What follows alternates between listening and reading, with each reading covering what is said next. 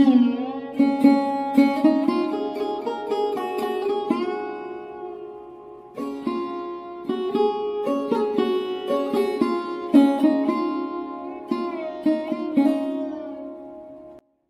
রাধে, সবাই কেমন আছো? আশা করি প্রত্যেকে খুব ভালো আছো। মিঠাই ব্লগে স্বাগত জানিয়ে আজকে ব্লগটা শুরু করছি। বড়দের প্রণাম, ছোটদের বুক ভরা ভালোবাসা।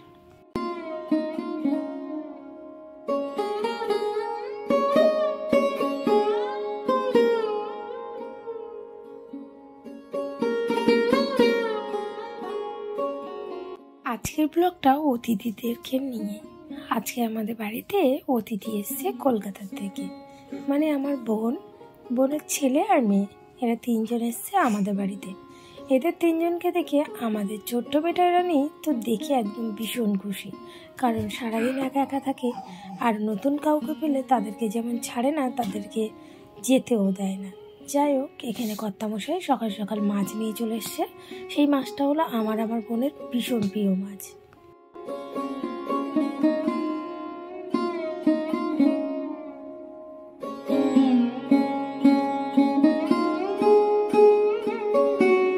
ওইদিকে বনু মাছ কাটছে আর এইদিকে আমি শাকগুলো বেছে নিই। শাকগুলো দেখো একদম টাটকা, আর এই শাকগুলোর নাম হলো টুম্পি শাক।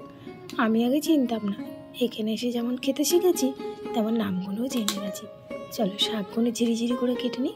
শাকগুলো কিন্তু আগের থেকে আমি বেছে আর ধুয়ে রেখেছিলাম যাতে কাটতে সুবিধা হয়, আর যখনই আমি শাক কাটি তখন কিন্তু আগের থেকে ধুয়ে কিংবা বেছে রেখে দিই, এতে আমার সুবিধা হয়। আবার পরে একবার ধুয়ে নিই, ব্যাস তালাই হয়ে যায়।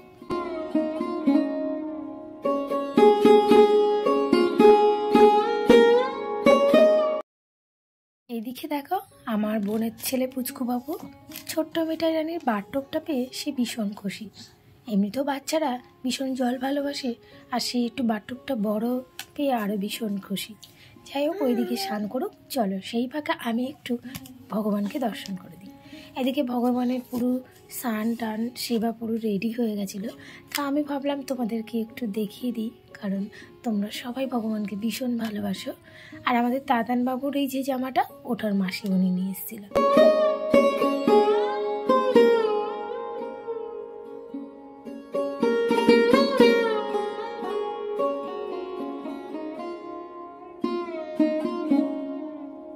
আজকে দুপুরে যত রান্না সব বনু করেছে, আর আজকে রান্নাটা কিন্তু খুব সুস্বাদু হয়েছে। ওই যে বলে না, ঘোড়া দেখলেই ঘোড়া হয়। বনুকে দেখলেন আমি রান্নাঘরে ঢুকতে চাই না, কারণ ওর হাতের রান্না আমি ভীষণ ভালো খাই, আর যেদিন আমি রান্না করি সেদিন আমার খেতে ইচ্ছে করে। এরকম হয়ে থাকে, যে রান্না করে সে খেতে ইচ্ছা করে না তার, কিন্তু অন্য লোক রান্না করে দিলে সেটা কিন্তু খেতে বেশ মজা লাগে।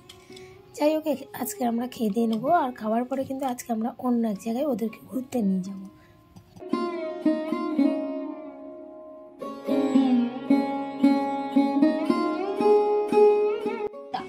এই যে দাদা দাদা দাদা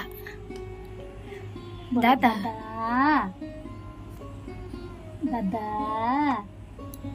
এই যে বলো বলো দাদা, হেবি পাজি দাদা।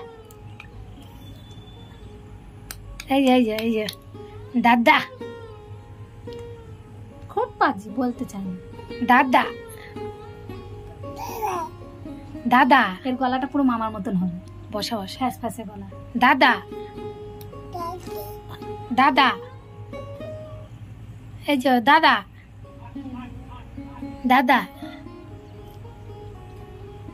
দাদা। দিকে দেখো পুচকেটা, যখন আমি ক্যামেরা অন করিনি তখন কিন্তু দাদা দাদা বলছিল, আর যেই ক্যামেরাটা অন করলাম বুঝে যাই মনে হয় ওরা, তখনই চুপচাপ হয়ে গেছে। দুপুর গড়িয়ে বিকেল হয়ে গেল, আর ওই যে বলেছিলাম ওদেরকে একটু ঘুরতে নিয়ে যাবো বিকেলবেলা। পাশেই না একটা খুব সুন্দর মন্দির আছে, কালী মন্দির। মন্দিরটার নাম হলো তখন কালী মন্দির। তো ওই মন্দিরে একটু নিয়ে যাব, আর ওই জায়গাটা এত সুন্দর, আর আশেপাশে এত কাশফুল ফুটেছে, আমাদের মনে হয় যেন চাষ করেছে এখানে। খুব ভালো লাগছিল, ভাবলাম তোমাদের সাথে শেয়ার করে দিই।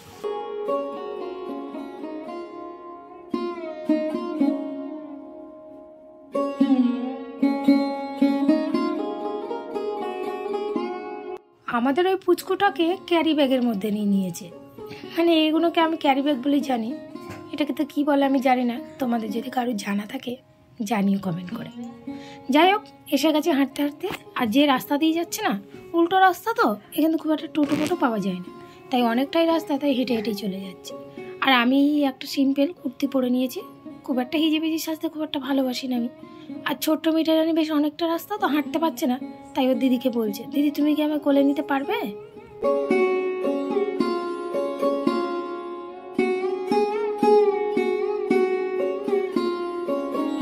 আচ্ছা, তোমরা কি কখনো এই ফুলগুলো দেখেছো? আমিও কোনোদিনও দেখিনি, এই প্রথমবার দেখছি। ফুলগুলো নাকি যখন ফোটে খুব সুন্দর লাগে ফুলগুলো দেখতে। বেশিরভাগটা এই ফুলটা রাত্রে ফোটে, দিনের বেলা আবার শুকিয়ে যায়, কুড়ি হয়ে যায়। যাই হোক, একটা তুলোর বনুকে দিল আর একটা নিজে নিল। এই গাছগুলো দিয়ে নাকি না ছোটো ছোটো ফলও হয়, ফলগুলো নাকি খায়, অরেঞ্জ কালারের কিছুটা দেখতে। আমি শুনেছি, ওখানে কজন বলছিল। যাই হোক, এখানে কিন্তু দেখতে দেখতে চলে এলাম মন্দিরের ভেতরে। আর মন্দিরটা কত বড়, চলো এই মন্দিরের বিষয়ে তোমাদের সাথে কিছু কথা শেয়ার করি।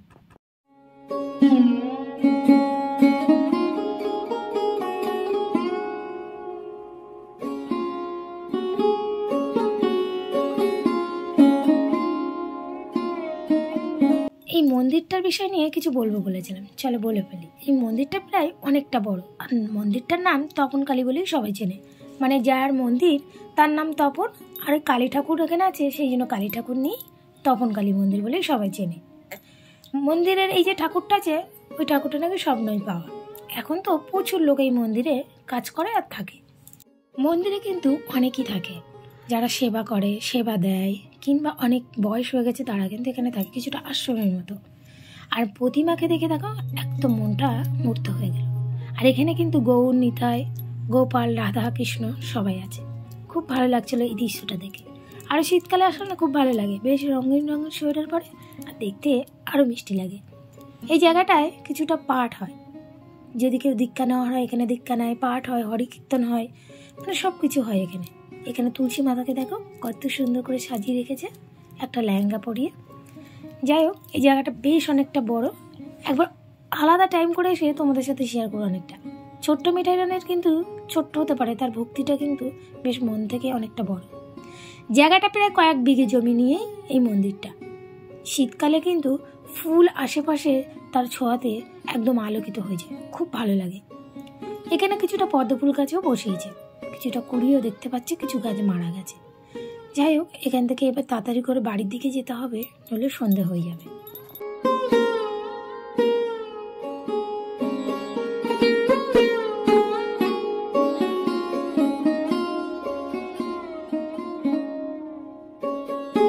এটা হলো মন্দিরের বাইরেটা, গেটটা কত সুন্দর তাই না? এখনো ঠিকঠাক করে রং হয়নি, সবে তো এখন শুরু হচ্ছে কাজ। আর আমাদেরও বাড়ি যেতে হবে, নইলে কিন্তু অনেকটা দেরি হয়ে যাবে। আমাদের এই পুচকুচোনাটা বাইরে বেরোলেও কিন্তু চুপচাপ থাকে। চলো, অনেকক্ষণ ঘোরাফেরার পরে একটু জল পিয়াসা পেয়ে গেছে, জল টল খেয়ে একদম টানা হাঁটা দেবো, কারণ যেতে যেতেই আমার মনে হয় সন্ধে হয়ে যাবে। আর আমাদের এই পুজোর মেলাটা বসে, এই পুজোটা হয় প্রায় শীতকালে, তখন কিন্তু খুব ভালো লাগে। প্রায় এক সপ্তাহ মতো ধরে মেলা বসে। যাই হোক, এখানে আমাদের যেতে যেতে সন্ধে হয়ে গেছে, আর আমরা কিন্তু হাঁটা রাস্তা দিয়ে হেঁটে হেঁটে যাচ্ছি। এটা হলো হাইওয়ে রাস্তা। একটু ভয় লাগছিল, কারণ রাস্তাটা ছোটো, আর প্রচণ্ড পরিমাণে এখান দিয়ে বাস গাড়ি, বড় বড় গাড়ি যায়, একদম গা ঘেঁষে, খুব ভয় লাগে।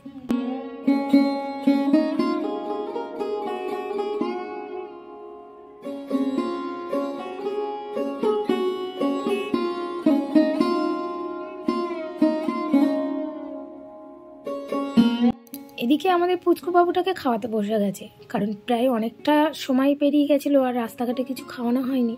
আর ওই রাস্তাটা একদম অফসাইড তো, কিছু পাওয়াও যায় না যে ওদেরকে কিছু কিনে দেবো। সেই জন্য ওরা একটু অনেকটা হেঁটেছে, খিদে পেয়ে গেছে, ওদেরকে মুড়ি মেখে দেওয়া হয়েছে, পুচকুটাকে খাওয়াচ্ছে, আর আমি ওইদিকে বাবুদেরকে খেতে দিচ্ছি, মানে আমাদের গোপাল সোনাদেরকে।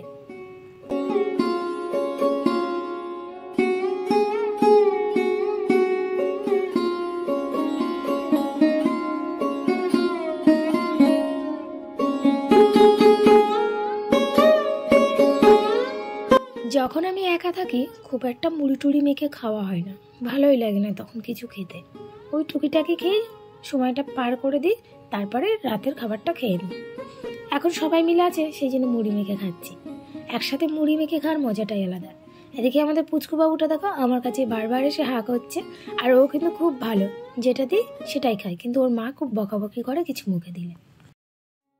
গল্প করতে করতে কখন যে ব্লগটা শেষের মুখে বুঝতেই পারিনি। যাই হোক, ব্লগটা এখানে শেষ করছি। সবাই ভালো থেকো, সুস্থ থেকো, সাবধানে থেকো। রাধে রাধে, দেখা